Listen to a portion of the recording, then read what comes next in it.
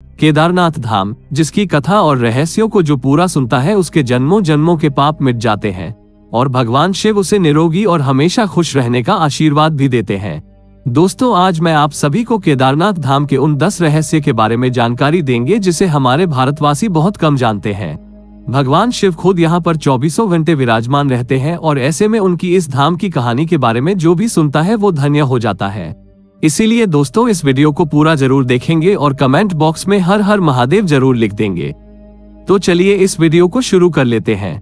पहला रहस्य, केदारनाथ धाम का रहस्यमय निर्माण। केदारनाथ मंदिर का निर्माण बड़ी बड़ी पत्थरों, चट्टानों, शिलाखंडों से किया गया है। इन शिलाखंडों को आपस में जोड़ने के लिए इंटरलॉकिंग तकनीक को अपनाया गया है, जिसमें कहीं भी सीमेंट इत्यादि का प्रयोग नहीं किया गया है। अब इसमें सबसे बड़ा रोचक तथ्य और ऐसे ही है जो केदारनाथ धाम से समुद्र तल से 22,000 फीट की ऊंचाई पर स्थित है।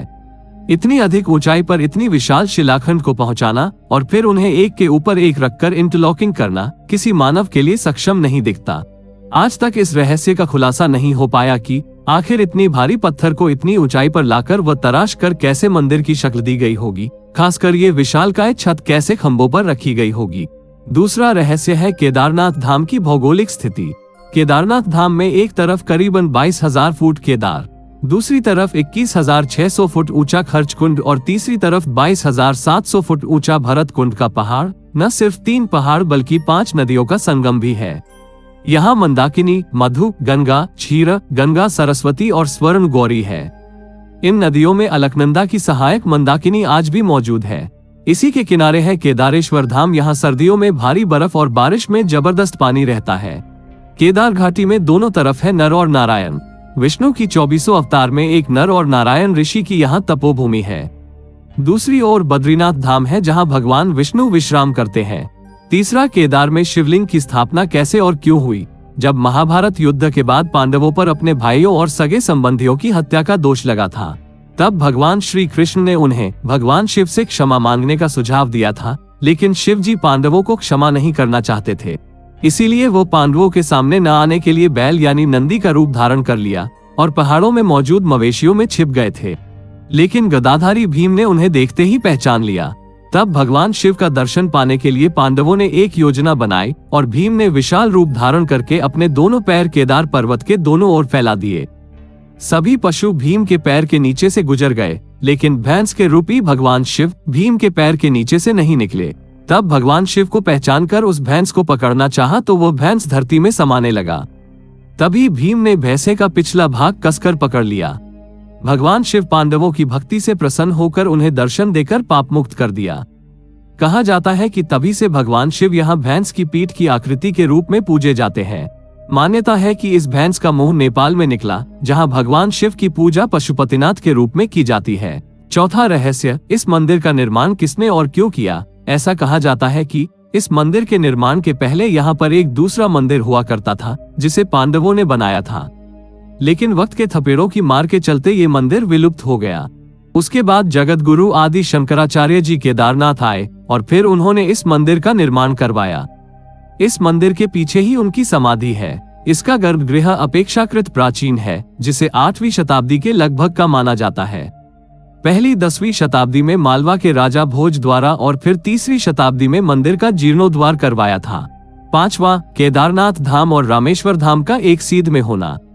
दोस्तों, आपको जानकर आश्चर्य होगा कि एक रेखा पर बने हैं केदारनाथ और रामेश्वरम मंदिर। केदारनाथ मंदिर को रामेश्वरम मंदिर की सीध में बना हुआ माना जाता है। उक्त दोनों मंदिर के बीच में कालेश्वर, श्रीकालाहस्त मंदिर, एकम्रेश्वर मंदिर, कंचीपुरम मंदिर और नटराज मंदिर और रामेश्वर मंदिर आता है। ये शिवलिंग पंचभूतों का प्रतिनिधित्व करती है, लेकिन आज तक इसका खुलासा कोई नहीं कर पाया कि आखिर ये सभी मंदिर एक ही सीध में कैसे और क्यों बनाए गए थे। छठा रहस्य, आखिर केदारनाथ धाम 400 वर्षों तक क्यों और कैसे गायब हो गया। देहरादून के वाडिया इंस्टीट्यूट की हिमालयन जियोलॉजिकल वैज्ञानिक विजय जोशी के अनुसार 3री से 7वीं शताब्दी तक यानी 400 साल का एक छोटा हिमयुग आया था, जिससे हिमालय का एक बड़ा क्षेत्र बर्फ केंद्र में दब गया था। उसमें ये मंदिर क्षेत्र भी था। विज्ञानियों के अनुसार मंदिर की दीवार और पत्थरों पर आज भी इसके निशान देखे जा सकते हैं। दरअसल केदारनाथ धाम का ये इलाका चूराबारी ग्लेशियर का ही एक हिस्सा है। वैज्ञानिकों का मानना है कि ग्लेशियरों के लगातार पिघलते रहने व चट्टानों के खिसकते रहने से आगे भी इस तरह का जल प्रलय या प्राकृतिक आपदाएं जारी रहेंगी। 7वां, केदारनाथ धाम का रहस्यमयी दीपक। दोस्तों, केदारनाथ धाम के साथ साथ यहाँ मौजूद दीपक बहुत रहस्यमयी है। आपको जानकर आश्चर्य होगा कि ये दीपक 6 महीने तक नहीं बुझता।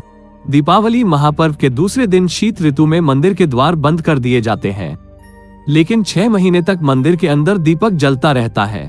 पुरोहित सम्मान के साथ पट बंद करके भगवान के विग्रह एवं दंडी को 6 महीने तक पहाड़ के नीचे ऊखीमठ में ले जाते हैं। 6 माह के बाद मई में केदारनाथ के कपाट खुलते हैं, तब उत्तराखंड की यात्रा प्रारंभ होती है।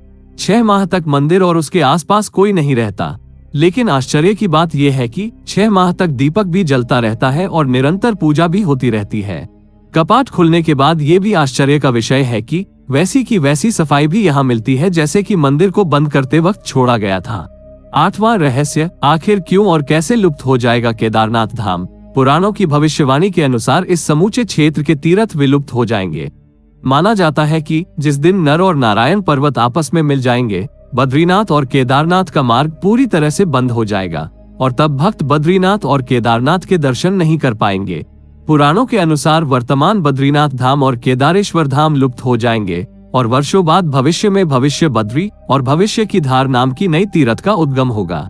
9वां रहस्य, केदारनाथ धाम में मौजूद भीमशिला का रहस्य। वर्ष 2013 में केदारनाथ में आई प्राकृतिक आपदा के बारे में कौन नहीं जानता। यह आपदा इतनी भीषण थी कि लगभग 1000 से ज्यादा भक्तों की मृत्यु हो गई थी और केदारनाथ जाने का मार्ग पूरी तरीके से तहस नहस हो गया था।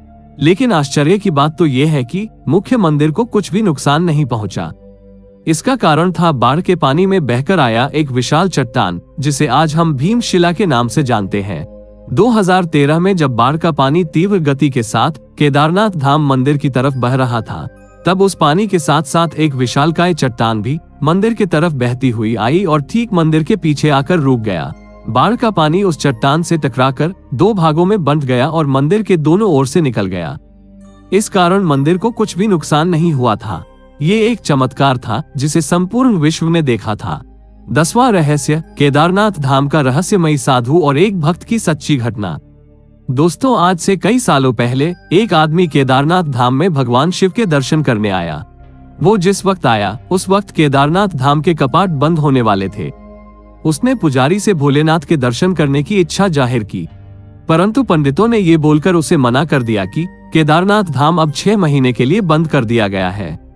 ये सुनते ही वो भक्त बहुत दुखी हो गया, परंतु उसने अपने मन में ये संकल्प लिया कि जब तक वो केदारनाथ धाम के दर्शन नहीं करेगा वो यहाँ से हिलेगा तक नहीं। वो भूखे प्यासे बर्फ के ऊपर बैठा रहा।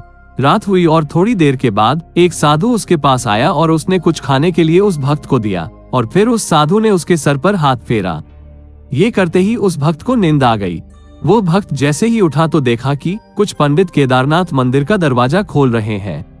ये देखकर वो मंदिर की तरफ भागा और पंडित से जाकर बोला कि आपने तो बोला था कि अब मंदिर के कपाट ठीक 6 महीने बाद खुलेंगे, लेकिन आपने तो एक ही दिन में इसे दोबारा खोल दिया। ये बात सुनते ही उस पंडित के होश उड़ गए। उस पंडित ने उस भक्त को गौर से देखा और कहा, तुम तो वही भक्त हो ना जो 6 महीने पहले आए थे और दर्शन करना चाहते थे। उस भक्त ने बोला कि हाँ मैं वही हूँ, पर आपने तो कल ही मंदिर के दरवाजे बंद किए थे, लेकिन 6 महीने के बाद आप क्यों बोल रहे हैं। पंडित ने पूछा कि मंदिर के दरवाजे बंद होने के बाद तुम्हारे साथ क्या हुआ था, पहले तुम ये बताओ। उस भक्त ने जैसे ही उस साधु की बात कही कि एक अघोरी बाबा आए और मुझे खाने के फल दिया और मेरे सिर पे हाथ फेरा और मुझे नींद आ गई, और मैं जब जागा तो देख रहे हैं कि आप मंदिर का दरवाजा खोल रहे हैं। पंडित ये बात सुनते ही उस भक्त के चरणों पे गिर पड़ा और कहा कि आप जैसे शिव भक्त को मैं समझ नहीं पाया। भगवान भोलेनाथ ने समय चक्र को पल भर में आपके लिए 6 महीने आगे कर दिया ताकि आपको तकलीफ ना हो। दोस्तों, ये घटना बिल्कुल सच्ची है। भोलेनाथ तो भोले हैं, वो भाव के भूखे हैं, चाहे देव हो या दानव, जिसने उसे मन से पूजा वो उसी के हो गए। तो दोस्तों, ये थे केदारनाथ के 10 वो अनसुलझे रहस्य। वीडियो अच्छा लगे तो वीडियो को लाइक, शेयर और सब्सक्राइब बटन को क्लिक कर बेल आइकॉन को प्रेस करना नहीं भूलेंगे।